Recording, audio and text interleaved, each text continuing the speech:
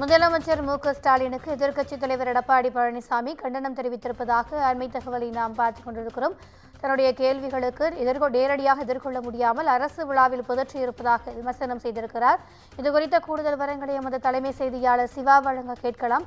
வணக்கம் சிவா, இபிஎஸ்சியினுடைய இந்த கண்டனம் குறித்தான கூடுதல் விவரங்கள். திவ்யா, சிவகங்கை மாவட்டத்தில் நேற்று தினம் முதலமைச்சர் மு.க.ஸ்டாலின் எதிர்க்கட்சி தலைவர் எடப்பாடி பழனிசாமி குறித்து பல்வேறு கருத்துக்களை தெரிவித்திருந்த நிலையில அதற்கு பதிலளிக்கக்கூடிய வகையில் எதிர்க்கட்சி தலைவர் எடப்பாடி பழனிசாமி தற்போது ஒரு அறிக்கையை விட்டிருக்கிறார். குறிப்பாக திமுக ஆட்சி பொறுப்பேற்ற பிறகு அவர்கள் கொடுத்த வாக்குறுதிகளை 90% நாங்கள் நிறைவேற்றி விட்டோம் என்று ஒவ்வொரு மேடையிலும் பேசிய முதலமைச்சர் நேற்றைய தினம் சிவகங்கை மாவட்டத்தில் நடைபெற்ற அரசு விழாவில் தான் பேசிய பல்வேறு கருத்துக்களுக்கு நேரடியாக பதில் சொல்லாமல் பிதற்றி இருக்கிறார் என்ற ஒரு குற்றச்சாட்டை அவர் முன்வைத்திருக்கிறார். குறிப்பாக 505 தேர்தல் வாக்குறுதிகள்ல 389 வாக்குறுதிகள் நிறைவேற்றி இருக்கிறோம் என்று நேற்று தினம் தெரிவித்திருக்கிறார். இதற்கு முன்பு 90% மேல் நாங்கள் வாக்குறுதிகள் நிறைவேற்றி இருக்கிறோம் என்று ஒரு பொய்யான விஷயத்தை தெரிவித்தது வெட்ட வெளிச்சம் ஆகியிருக்கிறது என்று எடப்பாடி பழனிசாமி குற்றம் சாட்டியிருக்கிறார்.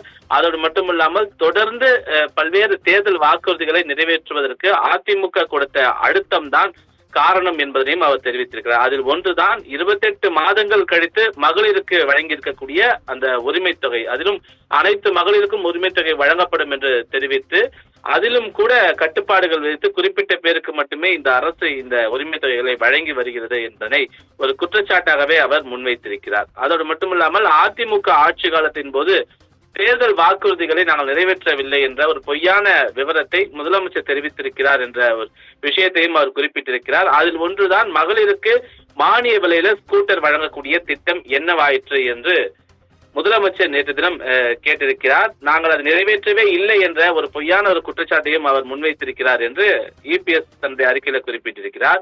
அதற்கு பதிலளித்திருக்கக்கூடிய அவர் 3 ஆண்டுகள்ல வேலைக்கு செல்லக்கூடிய மகளிருக்கு 25,000 மானியத்துடன் 2,85,000 மகளிருக்கு மானிய விலையில அம்மா இருசக்கர வாகனங்களை நாங்கள் வழங்கி இருக்கிறோம். இதற்காக 740 கோடி ரூபாய் அதிமுக ஆட்சி காலத்தின் போது செலவு செய்யப்பட்டிருக்கிறது என்ற ஒரு விவரத்தை அவர் குறிப்பிட்டிருக்கிறார். அதோடு மட்டுமில்லாமல் 2011 முதல் 2021 வரை சட்டமன்றத்தில் 110 விதியின் வாயிலாக அதிமுக ஆட்சி காலத்தில் அறிவித்த 1704 அறிவிப்புகளில் 1658 அறிவிப்புகள், அதாவது 97% அறிவிப்புகள் நிறைவேற்றப்பட்டிருக்கிறது என்பதையும் தன்னுடைய அறிக்கையில அவர் குறிப்பிட்டிருக்கிறார்.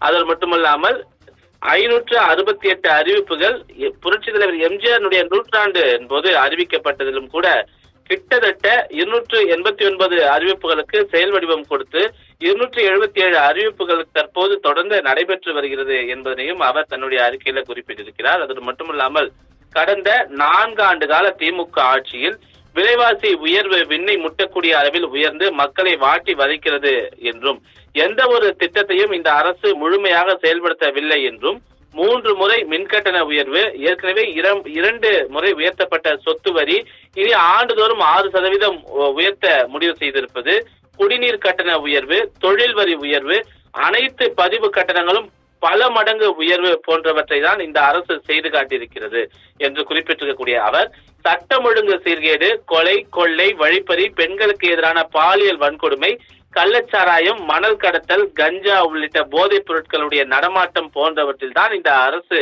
கவனம் செலுத்தியிருக்கிறது, சாதனை படுத்திருக்கிறது என்ற ஒரு குற்றச்சாட்டை முன்வைத்திருக்கக்கூடிய அவர் இனி வரக்கூடிய நாட்களிலாவது நிதி நிலைமை பற்றியும் முழுமையாக யோசித்து தேர்தல் வாக்குறுதிகள் குறித்தும் தமிழகத்தில் நிலவக்கூடிய பிரச்சனைகள் பற்றியும் முழுமையாக கவனம் கொண்டு அதில் அக்கறை காட்ட வேண்டும் என்ற ஒரு வலியுறுத்தலை அதிமுக பொதுச் செயலாளரும் சட்டமன்ற எதிர்க்கட்சி தலைவருமான எடப்பாடி பழனிசாமி தன்னுடைய அறிக்கையின் வாயிலாக முதலமைச்சர் மு.க.ஸ்டாலினுக்கு இந்த வலியுறுத்தலை முன்வைத்திருக்கின்றார். திவ்யா,